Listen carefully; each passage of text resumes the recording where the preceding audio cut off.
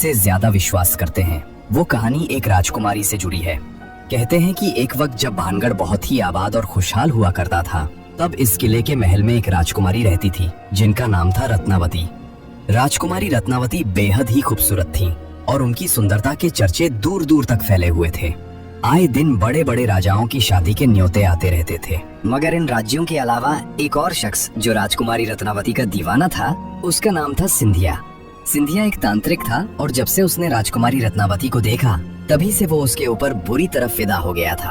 अब वो किसी भी तरह राजकुमारी रत्नावती को पाना चाहता था, मगर उसे पता था कि वो सीधे तरीके से कभी भी राजकुमारी को नहीं पा सकता, क्योंकि कहाँ और संसार में रहने वाला एक तांत्रिक और कहाँ महलों में रहने वाली राजकुमारी। इसलिए उसने राजकुमारी रत्नावती को हासिल करने के लिए दूसरा तरीका ढूंढ निकाला और अब बस सही मौके की फिराक में लग गया। एक दिन आखिरकार उसे ये मौका मिल ही गया। उस दिन राजकुमारी रत्नावती की एक दासी भानगढ़ के बाजार में आई। दरअसल वो राजकुमारी के लिए बालों में लगाने वाला तेल खरीदने आई थी। तांत्रिक सिंधिया किसी ऐसे ही मौके की तलाश में था। जब वो दासी तेल खरीद कर वापस जाने लगी तो तांत्रिक सिंधिया ने उसे किसी बहाने से रोक लिया। क्योंकि वो तंत्र मंत्र में माहिर था, उसने दासी द्वारा लाई गई तेल की बोतल पर चुपके से काला जादू कर दिया। जब दासी राजकुमारी रत्नावती के पास पहुंची और तेल दिया तो राजकुमारी को कुछ शक हुआ।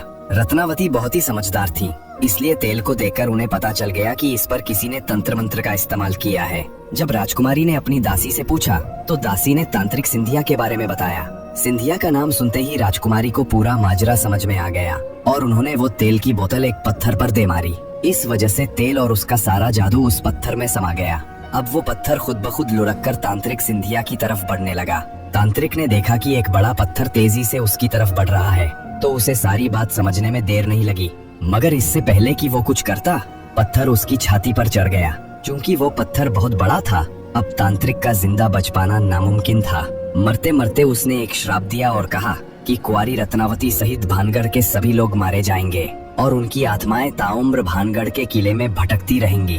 तांत्रिक सिंधिया मर गया, पर कहते हैं कि उसके मरने के कुछ समय बाद भानगढ़ और उसके पास के एक और राज्य अजबगढ़ के बीच बहुत भयंकर युद्ध हुआ, जिसमें पूरा भानगढ़ तबाह हो गया। इस लड़ाई में अजबगढ़ की सेना पूरे भानगढ़ में कत्लेआम मचा गई, जिसमें रानी रत्नावती सहित कई लोग मारे गए। हालांकि इतिहास में कहीं भी भानगढ़ और अजबगढ़ के बीच युद्ध का जिक्र नहीं है, पर सदियों से यही कहानी सुनी और सुनाई जा रही है। कहते हैं कि इस युद्ध के बाद भानगढ़ का किला कभी आबाद नहीं हो पाया और धीरे धीरे भानगढ़ वीरान बन गया। आज भूतों का गढ़ बन चुका है। युद्ध में मारे गए सभी लोगों की आत्माएं आज भी भानगढ़ में मौजूद हैं। भानगढ़ में आज भी रात को बाजार सजता है। खंडहर फिर से खड़े हो जाते हैं और अंदर राजा का दरबार लगता है। वहाँ के लोग बताते हैं कि उन्हें रात को चीखने की आवाज आती है, कभी हंसने की आवाज आती है, तो कभी घरों के बजने की आवाज सुनाई देती है। भानगढ़ के किले में आज तक जो भी रात में गया, वो फिर कभी जिंदा लौट कर नहीं आया, और अगर कोई जिंदा वापस आया तो उसकी दिमागी हालत खराब हो जाती है या फिर किसी दुर्घटना में मृत्यु हो जाती है। इसके अलावा कहा जाता है कि भानगढ़ और अजबगढ़ के बीच युद्ध के समय बहुत सारा खजाना भानगढ़ के किले में छिपाया गया था। बाद में उसे निकालने के लिए फैलाई गई अफवाह थी कि भानगढ़ में आत्माओं का वास है। चूंकि भानगढ़ और अजबगढ़ के बीच हुए युद्ध का कोई ऐतिहासिक प्रमाण नहीं है, इसलिए खजाने की सच्चाई पर शक किया जाता है। हर किले का शुरू से लेकर अंत तक अपना इतिहास होता है। भानगढ़ का किला कैसे और किसने बनवाया, इसका इतिहास है, मगर ये तबाह कैसे हुआ, इसका इतिहास में कोई जिक्र नहीं है। यही चीज भानगढ़ के किले को और रहस्यमयी बनाती है। दिन में भानगढ़ घूमने गए कई लोग बताते हैं कि उन्हें ऐसा लगता है जैसे उनका कोई पीछा कर रहा हो या कोई अदृश्य शक्ति मौजूद हो। भानगढ़ की नृत्यों की हवेली में घरों के बजने की आवाज आती है या किसी को ऐसा लगता है जैसे कोई उनका गला घोट रहा हो। इन खबरों के बाद कई बड़े न्यूज चैनल और पैरानॉर्मल सोसाइटी ऑफ इंडिया की टीम रात में जाकर भानगढ़ की पड़ताल कर चुके हैं। उन्होंने अपने साथ भूतों या आत्माओं की मौजूदगी बताने वाले डिवाइस भी लिए। पड़ताल में उन्हें कुछ प्रमाण मिले, मगर वहाँ किसी आत्मा का वास है या नहीं, इसका कोई ठोस सबूत नहीं मिला। ना ही उन्होंने सजे हुए बाजार या राजा का दरबार देखा। लोग भानगढ़ के बारे में जो कुछ भी सुनते या पढ़ते हैं, उसी की वजह से वहाँ कोई अदृश्य शक्ति मौजूद होने का भ्रम होता है। भारत सरकार की तरफ से रात में किले में एंट्री बैन करने की वजह से भी भूत प्रेत वाली बातें हवा में फैल गईं।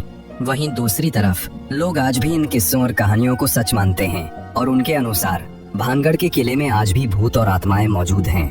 कुल मिलाकर आज भी किसी को नहीं पता कि 300 साल पहले भानगढ़ में ऐसा क्या हुआ कि वो वीरान और खंडर बन गया और पूरे भारत की सबसे डरावनी और भूतिया जगह बन गया। तो ये थी पूरी कहानी भूतों के गढ़ भानगढ़ की। मुझे उम्मीद है कि आपको मेरी जानकारी जरूर पसंद आई होगी। ऐसा क्या हुआ कि एक हंसता खेलता शहर खंडहर में बदल गया और आज लोगों के बीच भानगढ़ के लिए इतना खौफ है कि लोग वहाँ दिन में भी जाने से कतराते हैं। बकायदा भारतीय पुरातत्व विभाग, जो कि इसके रखरखाव का काम करती है, भारतीय पुरातत्व विभाग एक बोर्ड पर यह साफ लिखवाया है कि सूरज निकलने से पहले और सूरज डूबने के बाद किसी भी इंसान का इस किले में जाना सख्त मना है। यानी कि आप दिन के उजाले में भानगढ़ के किले में जा सकते हैं, पर अंधेरा होने से पहले ही आपको वहाँ से बाहर आना होगा। इस किले के खंडहर भूतिया होने के पीछे की वजह वैसे तो आज भी किसी को साफ साफ नहीं पता, मगर इसके बारे में कई कहानियां प्रचलित हैं। उन कहानियों में 2 ऐसी कहानी हैं जिन पर लोग सबसे ज्यादा भरोसा करते हैं और सुनते सुनाते हैं। इनमें से पहली कहानी गुरु बालूनाथ से जुड़ी हुई है। कहते हैं कि जब आमेर के राजा भगवंत दास भानगढ़ के किले को बनवा रहे थे, तो वहीं कुछ दूरी पर गुरु बालूनाथ नामक एक तपस्वी रहते थे। जब उन्हें पता चला कि आमेर के राजा यहाँ पर एक भव्य किला बनवा रहे हैं, तो उन्होंने राजा भगवंत दास के पास एक पैगाम भिजवाया और उन्हें अपने पास बुलवाया। जब राजा भगवंत दास गुरु बालूनाथ के पास पहुँचे तो उन्होंने राजा से कहा, आप इस किले को बनवा रहे हैं, उससे मुझे कोई आपत्ति नहीं है, मगर एक बात का ध्यान रखना कि इस किले की ऊंचाई इतनी मत कर देना कि उसकी परछाई दिन के किसी भी वक्त जहां मैं तपस्या करता हूं वहां तक पहुंचे और मुझे छुए। उन दिनों जितने भी साधु संत और महात्मा हुआ करते थे, सभी बहुत सिद्ध हुआ करते थे और सभी का बहुत आदर किया जाता था। उनकी कही किसी भी बात को हल्के में नहीं लिया जाता था। इसलिए राजा भगवंत दास ने गुरु बालूनाथ की बात को सुनने के बाद ठीक वैसा ही किया और भानगढ़ किले के किसी भी भाग की ऊंचाई इतनी नहीं रखवाई कि उसकी परछाई गुरु बालूनाथ तक पहुंच सके।